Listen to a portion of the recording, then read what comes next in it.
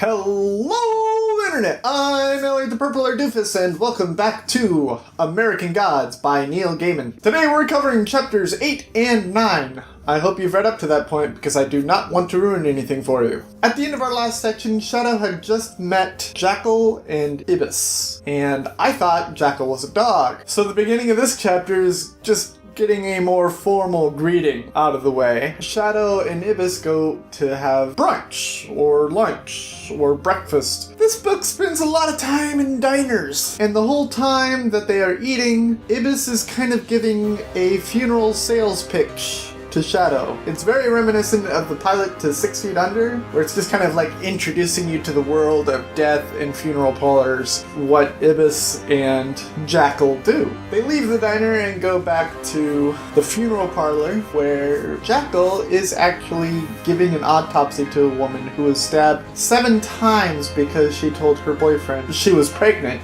and he wasn't ready to hear that. Jackal and Ibis offer to let Shadow stay with them. I say offer, but they're told to have him stay with them while Wednesday is off doing whatever the hell he wants. And I know that sounds flippant, but really, Wednesday is all about doing whatever the hell he wants. So Ibis and Jackal give Shadow his room, which is within the funeral parlor, and they head on up. And he finds a bunch of clothes there that are already practically tailored fit for him, and it kind of freaks him out. They have a house cat that is kind of following him around into the bathroom when he's shaving, and he goes into the bedroom and makes sure that he closes the door, and yet the cat somehow finds a way in, leading you to believe that the cat is someone important. Anyway, Shadow gets dressed into a very nice funeral suit, which is just basically a black suit, black tie, white shirt. Very basic. Jackal takes him on his first run to pick up a dead body, because Shadow won't allow them to just let him stay there. He wants to work his debt off to these lovely people. And they pick up their first dead body, which is a woman from an old folks home. And again, it's very reminiscent of the pilot to 6 Feet Under. After their work is done, Shadow decides to sit down and have dinner with these people. Ibis tells him that he is a vegetarian, so he will not be eating meat, and Jackal has already eaten all the meat that he can from the autopsy, where he had picked out the specific organs to put into the jars. And are you starting to connect the dots here? They're in Egypt, they're named Ibis and Jackal. These two guys are definitely Anubis. And the organs are the organs that you hear about the ancient Egyptians taking out of their kings and putting into jars. So that is what Jackal eats. They give Shadow a bucket of Kentucky Fried Chicken, and it makes him laugh because of the conspiracy theories that he heard about Kentucky Fried Chicken while he was in prison. And he discusses a few conspiracy theories with the guys and goes off to bed. While he's in bed, he has one of the most vivid sex dreams he's ever had in his entire life. And I'm reading it, and I'm just kind of confused by it.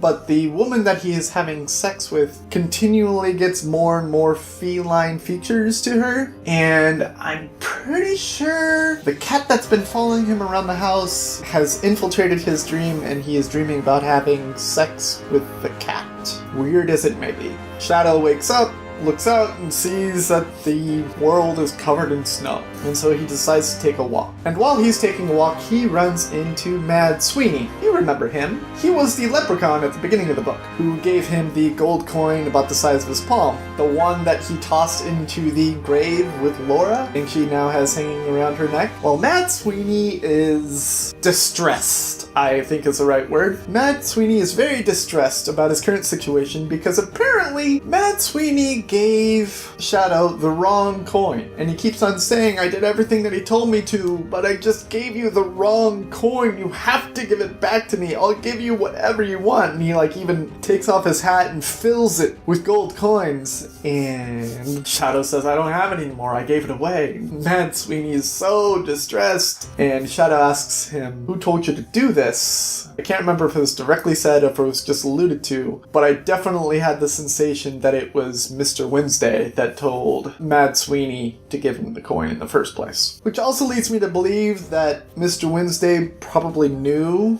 he was going to give him the wrong coin, and it was all part of the master plan. But this also solidifies my theory that the coin is what brought Laura back to life. Mad Sweeney asks Shadow for 20 bucks, and Shadow, of course, gives it to him because he can't give him the coin. Mad Sweeney leaves, and Shadow goes back to bed. The next day, he goes out on a call to pick up a body, and that body is Mad Sweeney's. Mad Sweeney was killed, and I'm starting to wonder if Mr. Wednesday was the one that killed him, but we don't know yet. As he's driving the body back to the funeral parlor, Shadow either hallucinates it or it actually happens, but Mad Sweeney's body actually sits up and kind of takes him on a guilt trip on the way back. They have a dinner and kind of a wake thing. Shadow goes back to bed and he wakes up. Wednesday is at the dinner table and Wednesday is there to pick him up. It's at this point that we start the second part of the book, which would have been a great place for me to end, but I'm only halfway through right now. So Mr. Wednesday and Shadow are sitting in a diner again, eating again. While they're eating, they are discussing the other side, the new gods, whether or not they are the black hats or the white hats. And Mr. Wednesday says something I think is kind of profound, which is everyone in war thinks that they are the white hats. Everyone on either side thinks that they are the good guys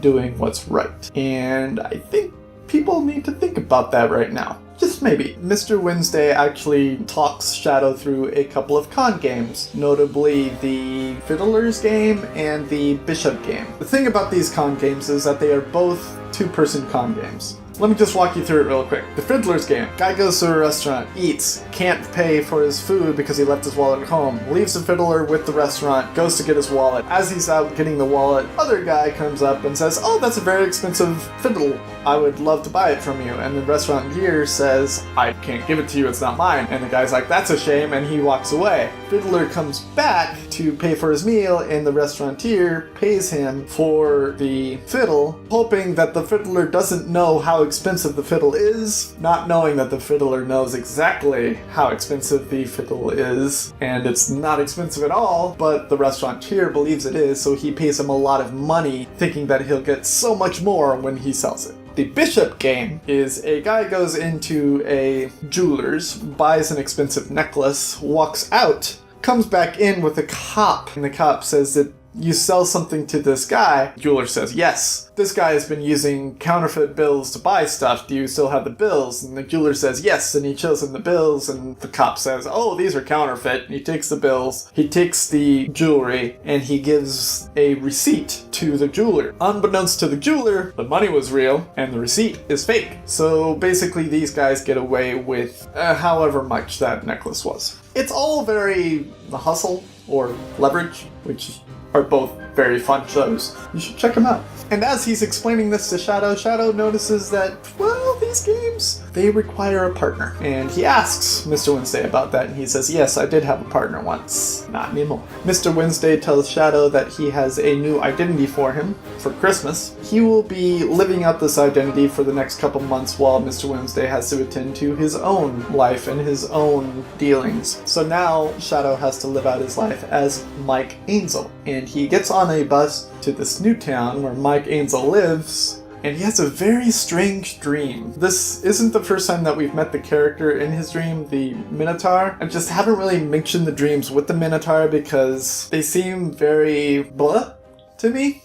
And they are very weird, and I can't really process exactly what's going on. Eventually, though, Shadow gets to Lakeside, and it's a very small town. It's almost like the town of Gilmore Girls. 2 high school girls are on the bus with him, and when they get off and they're standing there, all 3 of them waiting for their rides, one of the girls is like, "You look familiar. Do I know you? Are you someone special?" And Shadow's like, no, I'm no one special. The 2 girls are like, "Oh, okay," and they just go on their way. Shadow is trying to figure out how he's going to get home. A man named Hinselman walks by and says, "Hey buddy, you need a ride home?" "Well, yeah, that would be great." Hinselman gives him a ride to his place. And there's this hilarious story about a deer stuck on the ice. You should read it. It's funny. Shadow gets to his new home. He starts thinking about the women that he has met in his adventure so far, and he starts thinking about his wife Laura. While he's thinking about Laura, he accidentally sees where she is right now, which is outside of her mother's place. looking in on her family because they all think that she's dead, so she has to be outside just looking in and not actually enjoying the holidays with them, which is sad. But we are left with a short conversation from two new agents named Town and Road, and they are interviewing the hitchhiker that Shadow had taken on his way to Egypt, Louisiana, and the hitchhiker doesn't give anything up. But these two are probably the same, affiliated with the same people as Stone and Wood, which is a fun development. But that is where our section ends for today. The question that I have for you today is, do you have any favorite conspiracy theories? The question that I had yesterday was, if the TV were to start talking to you, who would you want to be the one to start talking to you? And at first, I thought I would want Buffy the Vampire Slayer, because it's Buffy the Vampire Slayer. But then I was thinking, if someone was talking to me, I would want it to be a very calm voice.